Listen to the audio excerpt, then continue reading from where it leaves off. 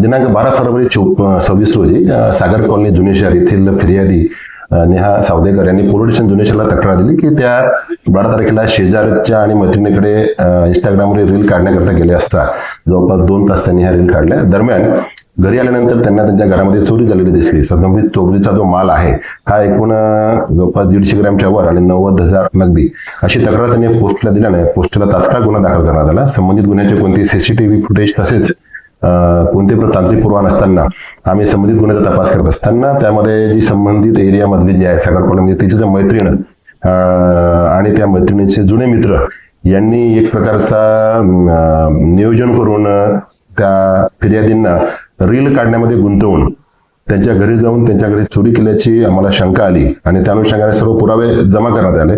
ते जे चोरलेले सोने होते हे त्याच्या शेजारची जी तिची मैत्रीण होती तिने चोरल्याचे तपासामध्ये निष्पन्न झाले. तिचा जुना मित्र जो मूर्तिजापूर आणि त्याचा मित्र एक अमरावती इथून त्यांना मी तात्काळ ताब्यात घेतले. त्यांच्याकडून संपूर्ण मुद्देमाल जवळपास 21 लाखाचा मुद्देमाल, 90,000 रुपये कॅश, गुन्ह्यामध्ये वापरलेलं वाहन असं एकूण 21,50,000 रुपये मुद्देमाल संबंधित गुन्ह्यामध्ये आम्ही हस्तगत केला. संपूर्ण तपासामध्ये माननीय पोलीस अधीक्षक चांडक साहेब, ऍडिशनल रेड्डी साहेब, एसडीपीओ पाटील साहेब तसेच पोलीस स्टेशन जुने शहरची डीबीची टीम अधिकारी आणि यांच्यावर सदरचा गुन्हा उघडकीस आणण्यात आला.